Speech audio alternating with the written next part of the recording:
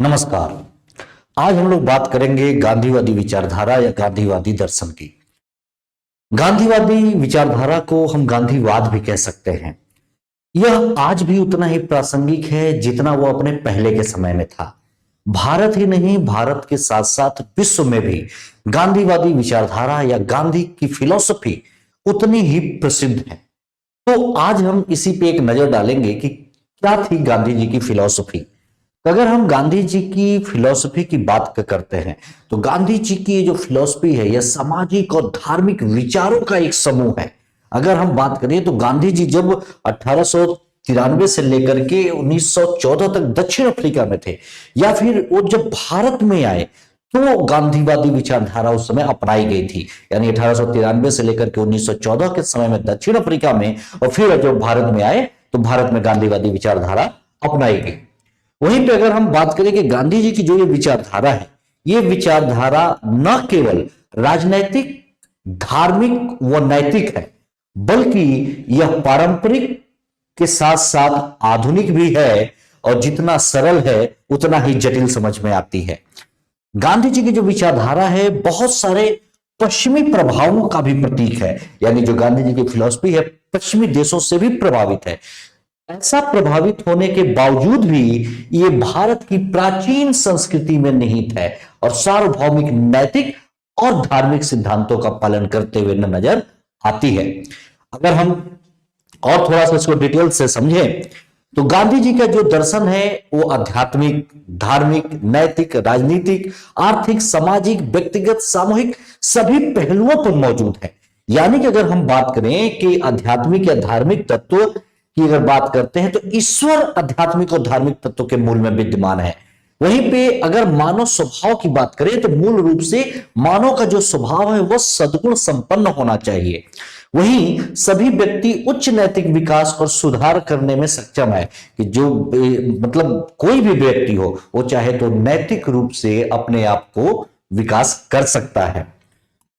वहीं पे जो सबसे इंपॉर्टेंट बात है कि जो गांधी जी की फिलॉसफी है वह केवल आदर्शवाद पे नहीं टिकी हुई है, ये बल्कि आदर्शवाद के बजाय व्यवहारिक आदर्शवाद पे है कि केवल आप सिद्धांतों की बात मत करिए, जो आप सिद्धांतों की बात करते हैं उसे अपने व्यवहार में भी लाइए, यानी उसका पालन कीजिए। अगर हम गांधी जी के दर्शन की बात करें तो बहुत सारे थिंकर या फिलोसफर गांधी जी के दर्शन को दोधारी तलवार की तरह समझते हैं, जिसका उद्देश्य यह है कि सत्य और अहिंसा, यही दो धारी तलवार कहा जाता है। यानी कि व्यक्ति और समाज को एक साथ बदलना होगा। दो धारी तलवार यानी सत्य और अहिंसा, इसका मतलब यही है कि व्यक्ति और समाज इनको एक साथ बदलना, यही गांधीवादी दर्शन का मूल स्वरूप है। वहीं बहुत सारे प्रेरणादायक स्रोत हैं जिससे गांधी जी की फिलॉसफी मतलब जन्मी या गांधी जी के विचार धारा उत्पन्न हुई। तो जैसे अगर हम बहुत सारे स्रोतों को माने कि ये जो विचारधारा है गांधी जी के किन किन स्रोतों से आई गांधी जी के अंदर, तो ये भगवत गीता, जैन धर्म, बौद्ध धर्म, बाइबिल, गांधी जी के गुरु गोपाल कृष्ण गोखले, फिलोसोफर हैं कुछ वेस्टर्न जैसे टॉलस्टॉय, जॉन रस्किन, इन सबके विचारों से प्रभावित होकर के गांधी जी की विचारधारा आई थी। अगर हम बात करें कि जो वेस्टर्न फिलोसफर हैं तो जैसे अगर आप टॉलस्टॉय की बात करते हैं तो टॉलस्टॉय की एक पुस्तक है the kingdom of God is within you.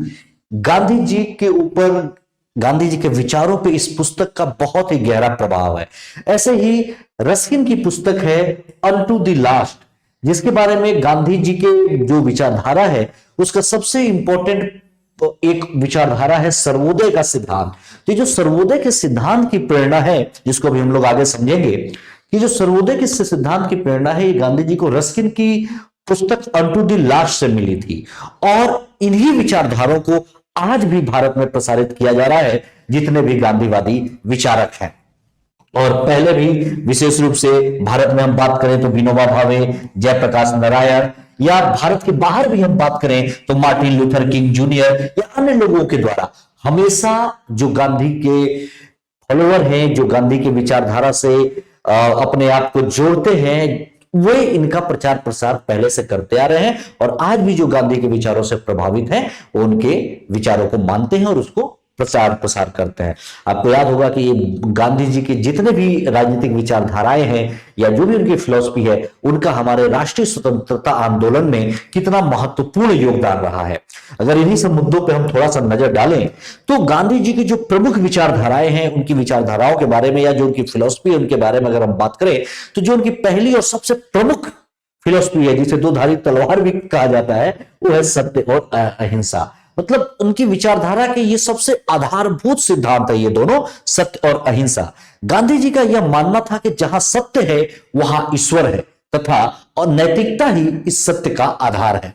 तो ये इनकी फिलॉसफी थी सत्य और अहिंसा की, यानी दो चीजें, सत्य और अहिंसा। सत्य का मतलब है कि जहां सत्य वहां ईश्वर, और नैतिकता है इसका आधार। अगर हम बात करें अहिंसा, तो अहिंसा का अर्थ है कि प्रेम और उदारता की पराकाष्ठा होनी चाहिए, यानी किसी भी व्यक्ति के द्वारा किसी दूसरे व्यक्ति को कभी भी शारीरिक या मानसिक रूप से पीड़ा नहीं पहुंचाना, कष्ट नहीं देना। यह था गांधी जी के अहिंसा का मेन मंत्र। तो यह गांधी जी की सबसे बेहतरीन, सबसे आधारभूत जो फिलॉसफी थी, सत्य और अहिंसा। वहीं अगर हम आगे बात करें तो गांधी जी की जो एक और फिलॉसफी है वो है सत्याग्रह। सत्याग्रह है कि सत्य के साथ आग्रह करना, निवेदन करना, यानी कि अन्याय, उत्पीड़न या शोषण के खिलाफ अपने शुद्ध आत्मबल से उसका प्रयोग करना, इनको दूर करने के लिए। यानी कि आपको अगर स्वयं इसके लिए कष्ट सहना पड़े, पीड़ा सहना पड़े, तो आप अपने अधिकारों को सुरक्षित रखने के लिए, लोगों के अधिकारों को सुरक्षित रहने के लिए स्वयं कष्ट को, पीड़ा को सहन कर लेंगे, लेकिन उस अधिकारों या शोषण के विरुद्ध आप किसी दूसरे को कष्ट नहीं पहुंचाएंगे। ये था सत्याग्रह। वहीं पर अगर बात करें तो सत्याग्रह की जो अगर खासतौर से उत्पत्ति की बात करें तो इसकी उत्पत्ति हुई कहां है, तो पहले से ही अगर हम वैदिक काल में बात करें तो जो उपनिषद थे या जो महात्मा बुद्ध या महावीर स्वामी की जो शिक्षाएं हैं, इन सब में आपको सत्याग्रह के बारे में, या अगर फिलॉसफी, वेस्टर्न फिलोसफर की बात करें तो टॉलस्टॉय, रस्किन, ये सब जो महान दर्शन दिए हैं इन महान दार्शनिकों ने, इनके दर्शन का गांधी जी के दर्शन पे या गांधी जी के विचारधारा पे बहुत बड़ा प्रभाव है। तो ये बहुत ही इंपॉर्टेंट है, इसे जरूर ध्यान में रखेंगे। ये जो गांधी जी की विचारधारा से संबंधित चीजें आपको एग्जाम में मेंस के पॉइंट ऑफ व्यू से या कभी आप जब निबंध लिखेंगे ना, तो निबंध में इन सब चीजों का उदाहरण देते हुए आप आसानी से लिख सकते हैं। वहीं पे अगर बात करें गांधी की अगली फिलोसफी की, सर्वोदय, जो हमने पढ़ा ना कि रस्किन की पुस्तक का प्रभाव है, जॉन रस्किन, जो कि ये जो पुस्तक है अनटू द लास्ट, यह राजनीतिक अर्थव्यवस्था की पुस्तक है, और इसी पुस्तक का प्रभाव महात्मा गांधी पे पड़ा और महात्मा गांधी ने इसका सर्वोदय का सिद्धांत दिया। सर्वोदय के सिद्धांत का मतलब है यूनिवर्सल उत्थान, ठीक है ना, पूरे ब्रह्मांड के उत्थान की बात करते हैं, यूनिवर्सल उत्थान की बात करते हैं, और इसका प्रभाव गांधी जी पे रस्किन की पुस्तक जो राजनीतिक अर्थव्यवस्था पे बनी है अनटू द लास्ट, उससे आया है। और वही अगर बात करें तो गांधी जी हमेशा स्वराज की बात करते हैं। स्वराज का अर्थ आपको पता ही है क्या है, स्वराज का अर्थ होता है स्वशासन। लेकिन यहां पे गांधी जी ने स्वशासन का मतलब ये नहीं, और स्वशासन का मतलब होता है कि किसी भी व्यक्ति का शासन, राजा भी शासन करेगा तो उसका अपना शासन हो, स्वशासन। यहां पे गांधी जी के स्वराज का अर्थ जो स्वशासन है, वो स्वशासन है, यानी जनता के शासन की बात यहां पे गांधी जी करते हैं। ये जरूर ध्यान में रखिएगा कि जीवन के सभी क्षेत्रों को समाहित करती है गांधी जी की स्वशासन या स्वराज की ये जो संकल्पना है। यहां पे स्वराज का मतलब है कि व्यक्तियों का स्वराज, स्वशासन जनता के स्वराज से है, ठीक है, ये ध्यान में रखिएगा। उन्होंने यह स्पष्ट किया कि स्वराज का मतलब है कि देशवासियों हेतु स्वतंत्रता। जब हमारा राष्ट्रीय स्वतंत्रता संघर्ष जब चल रहा था, उस दौरान जो गांधी जी ने स्वराज की कल्पना दी थी, उसका मतलब यही है, देशवासियों हेतु स्वतंत्रता, यानी संपूर्ण अर्थों में स्वराज, मतलब संपूर्ण अर्थों में स्वराज स्वतंत्रता से भी कहीं ज्यादा है। स्वराज मतलब अपना शासन, हम कुछ भी करने के लिए स्वतंत्र हैं। यह है कि सभी क्षेत्र, जीवन के सभी क्षेत्र इसमें समाहित होनी चाहिए। स्वशासन का मतलब एक तरीके से आत्मसंयम भी है गांधी जी के अनुसार। तो ये गांधी जी की बहुत ही बेहतरीन विचारधारा है, इसे आप ध्यान में रखेंगे। गांधी जी की एक और विचारधारा की अगर हम बात करें या गांधी जी की फिलोसफी की बात करें तो यह है ट्रस्टीशिप। आप लोग याद होगा गांधी जी ने ट्रस्टीशिप का सिद्धांत दिया था नेशनल मूवमेंट के दौरान भी। यह ट्रस्टीशिप का जो सिद्धांत है, यह एक सामाजिक आर्थिक दर्शन है। सोशियो इकोनॉमिक फिलॉसफी है यह ट्रस्टीशिप का सिद्धांत। इसके अनुसार गांधी जी ने कहा था कि जो भी अमीर व्यक्ति है, जो भी सक्षम व्यक्ति हैं, अगर उनको लगता है कि उनके खर्च के बाद अगर कुछ धन की बचत होती है तो उस धन को वह गरीबों के लिए लगाए या गरीबों के उत्थान में उसका दे। तो यह था कि अमीर लोगों द्वारा एक ऐसा माध्यम प्रदान करना जिसके द्वारा वे गरीब और असहाय लोगों की मदद करें। अगर उनके पास अपने जीवन वहन से के अलावा जो खर्च बचता है, अगर धन बचता है, तो गरीबों की मदद करे, असहायों की मदद करे। यह फिलॉसफी थी गांधी जी की ट्रस्टीशिप का सिद्धांत। और यह सिद्धांत गांधी जी के आध्यात्मिक विकास को भी दर्शाता है, जो कि गांधी जी को इसकी प्रेरणा मिली ट्रस्टीशिप की थियोसॉफिकल लिटरेचर से या भगवत गीता के अध्ययन से गांधी जी के अंदर ट्रस्टीशिप के सिद्धांत का विकास हुआ था। वहीं पर अगर हम बात करें तो गांधी जी ने एक और सिद्धांत दिया था, एक और विचारधारा दी थी, स्वदेशी की विचारधारा। स्वदेशी आपको पता ही है कि स्वदेशी दो शब्दों से मिलकर बना है, स्व और देश। यह एक संस्कृत का शब्द है। स्व मीन्स होता है स्वयं, देश मीन्स देश, ठीक है। तो अपना देश, स्वयं का देश, तो अपने देश की बात है। लेकिन यहां पे जो ये स्वदेशी की बात है ना, यह स्वदेशी दर्शाता है आत्मनिर्भरता को। आत्मनिर्भरता के रूप में स्वदेशी का मतलब अपने देश से, अपने देश में उत्पन्न हुई चीजों से, आत्मनिर्भरता से। तो यह है गांधी जी के स्वदेशी का मतलब। और यह राजनीतिक और आर्थिक दोनों तरह से अपने समुदाय के भीतर केंद्रित करना है, कि राजनीतिक आर्थिक रूप से अपने समुदाय को आत्मनिर्भर बनाना। यह है गांधी जी के स्वदेशी का मतलब।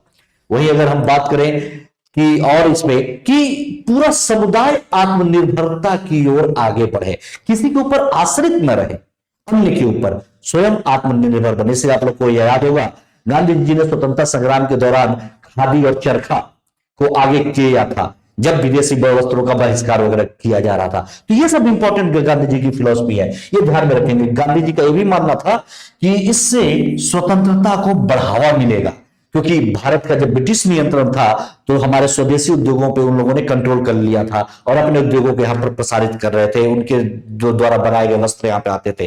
तो जब यहाँ पे विदेशी वस्त्रों को होली जलाई गई, तब इसका सिद्धांत गांधी जी ने भारत में दिया था कि स्वदेशी ही जो है वो भारत की स्वतंत्रता की कुंजी है, ऐसा गांधी जी ने कहा था। और अपने कार्यक्रमों में उन्होंने चरखे द्वारा इसका प्रतिनिधित्व भी किया था। तो ये सब फिलॉसफी गांधी जी की बहुत इंपॉर्टेंट है, जरूर ध्यान में रखिएगा। तो ये कुछ इंपॉर्टेंट फिलॉसफी थी गांधी जी की, जिनके वजह से पूरा भारत देश ही नहीं बल्कि विश्व भी प्रभावित था, है और आने वाले समय में भी रहेगा।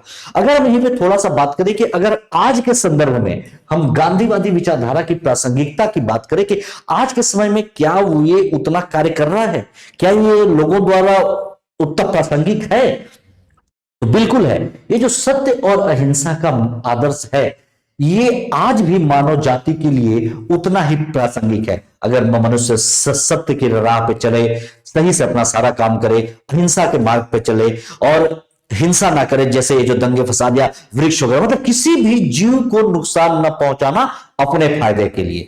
तो ये है गांधी जी का अहिंसा कि आज मनुष्य जंगल पे जंगल काट रहा है, तो इन सब चीजों को ध्यान रखना। तो आज के दौर में भी ये उतना ही प्रासंगिक है। बहुत सारे आंदोलन, बहुत सारे मूवमेंट गांधी जी के आदर्शों को लेके किए जाते थे, हैं और रहेंगे।